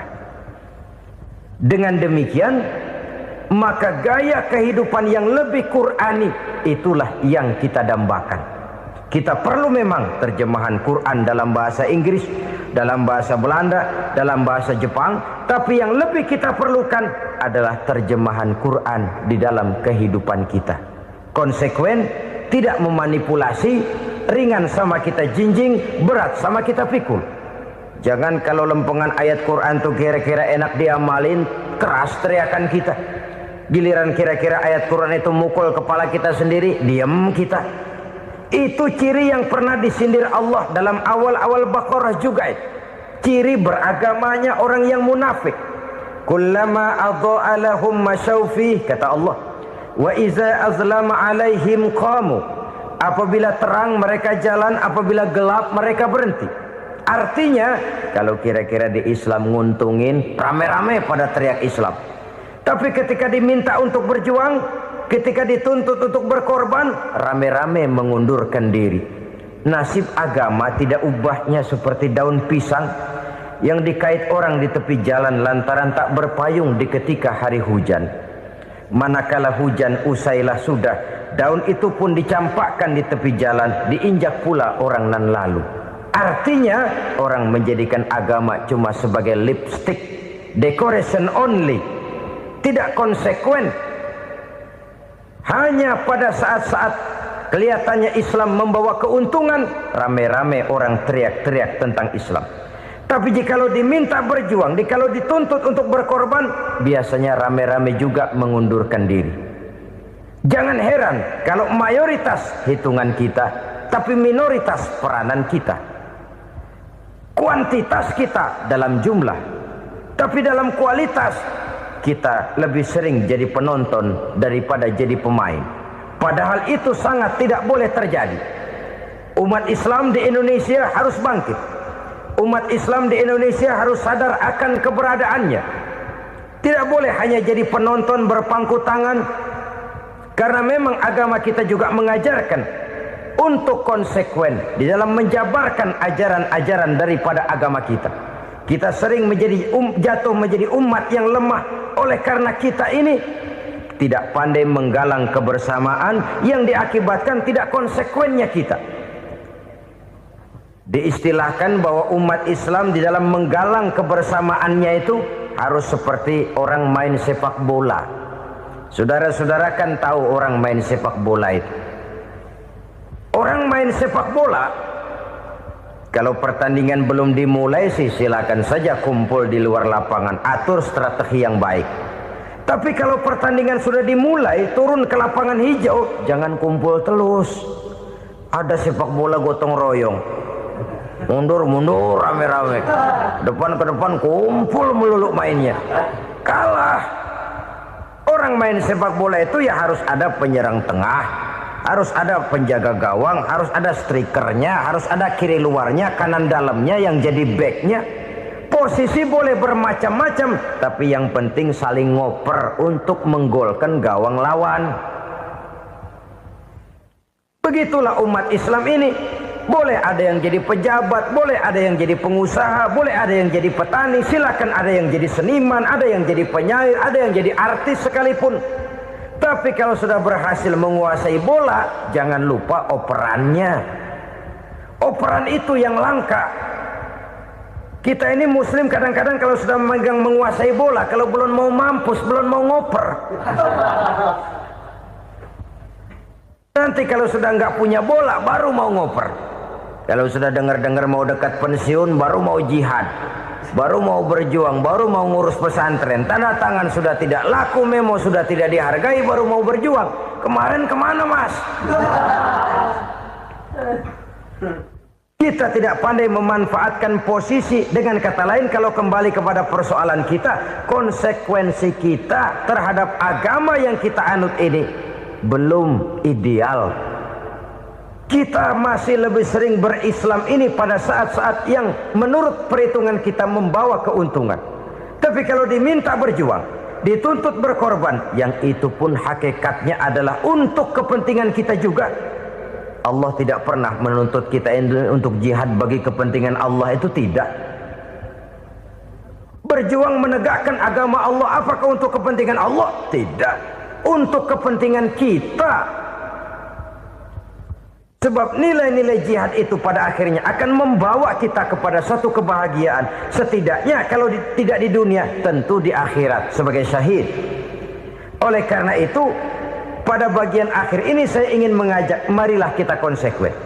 Sekali kita berkitabkan Al-Quranul Karim, mari dia kita jadikan pedoman. Jangan cuma kita jadikan sebagai penghias dinding, pelengkap rumah, bahwa di rumah kita ada Al-Quran, tapi yang baca kecoa. Habis pada bolong tuh Quran. Yang penting kan punya Quran. Ditaruh di pintu rumah. Biar apa? Biar kuntilanak kagak masuk katanya. Ya apa itu nasib Quran, cuma kerjanya jaga pintu, ngusir kuntilanak, ngusir memedi. Bagaimana kita hidup menurut tuntunan Al-Quran? Kadang-kadang tidak pernah menjadi masalah bagi kita. Maka bagaimanakah Al-Quran akan mungkin membawa keberkahan dalam hidup kalau ajarannya kita injak-injak dalam keseharian kita? Mewujudkan gaya hidup yang lebih Qurani, itulah yang akan kita rintis di dalam kehidupan kita. Bertahap, step by step, menurut kemampuan yang ada pada kita. Jika jalan ini tidak bisa kita selesaikan, percayalah akan ada generasi penerus yang akan melanjutkan usaha dan cita-cita mulia itu. Jadi percaya kepada Taurat, percaya kepada Injil, sekadar percaya Allah dahulunya sudah menurunkan itu. Tapi kita tidak wajib mengamalkannya. Kenapa? Generasi Injil masa berlakunya sudah kedaluarsa. Taurat masa berlakunya sudah kedaluarsa. Injil pernah berlaku untuk orang Nasrani di zaman Nabi Isa. Taurat pernah berlaku untuk orang Yahudi di zaman Nabi Musa. Setelah generasinya berlalu, datang Rasul penutup yang membawa Al-Quranul Karim, maka Al-Quran itulah yang berlaku menjadi pedoman sampai hari akhir nanti. Jangan jauh dari Al-Quran, karena apabila ini kita lakukan, maka kita akan kembali kepada satu gaya hidup yang jauh dari tuntunan agama, dan itu artinya kita akan semakin jauh untuk meraih kemenangan. Saudara-saudara kaum muslimin rahimakumullah. Yang keenam, yang terakhir, orang-orang bertakwa yang akan meraih kemenangan itu wabil akhirati hum yuqinun. Mereka percaya, mereka yakin seyakin-yakinnya akan adanya hari akhir, di mana seseorang akan mempertanggungjawabkan seluruh perbuatannya di dalam hidup ini. Dan tidak ada satu perbuatan yang bagaimana kecilnya sekalipun yang tersembunyi dalam pandangan manusia yang tidak akan dibukakan persoalannya di mahkamah Qadi Rabbul Jalil di akhirat nanti. Itulah sebabnya maka percaya kepada akhirat disebut secara khusus. Padahal di awal tadi sudah dijelaskan yu'minuna bil ghaib, percaya kepada alam gaib, dan alam gaib ini termasuk akhirat. Kenapa pada bagian akhir disebut lagi akhirat? Karena ternyata bahwa kepercayaan kepada adanya akhirat merupakan induk dari kepercayaan terhadap adanya malaikat, setan, jin dan lain sebagainya, dan akan lebih memberikan sugesti dalam kehidupan manusia untuk meluruskan gerak hidupnya. Jikalau satu saat tergerak hati akan berbuat kejahatan, ingin mencuri, sadarlah, awas ada akhirat. Sebab kalau kita cuma teriak awas ada polisi, itu cuma tertunda sementara, begitu polisi meleng embat. Kalau kita ingin berbuat jahat cuma berteriak awas ada hansip, cuma sementara ketika hansip itu ada.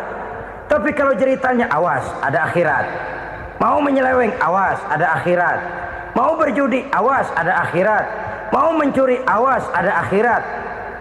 Keyakinan yang akan meluruskan gerak hidup manusia sehingga gerak itu jadi lebih terarah dan terkontrol, tidak merugikan baik diri sendiri, lebih-lebih orang lain. Ternyata bahwa kepercayaan kepadanya adanya hari akhirat sanggup menjadi sumber daya kontrol dari kehidupan manusia, sehingga ia tidak terjebak dalam perbuatan maksiat dan munkarat. Saudara-saudara kaum muslimin, inilah saja yang kita bicarakan pada pertemuan kali ini.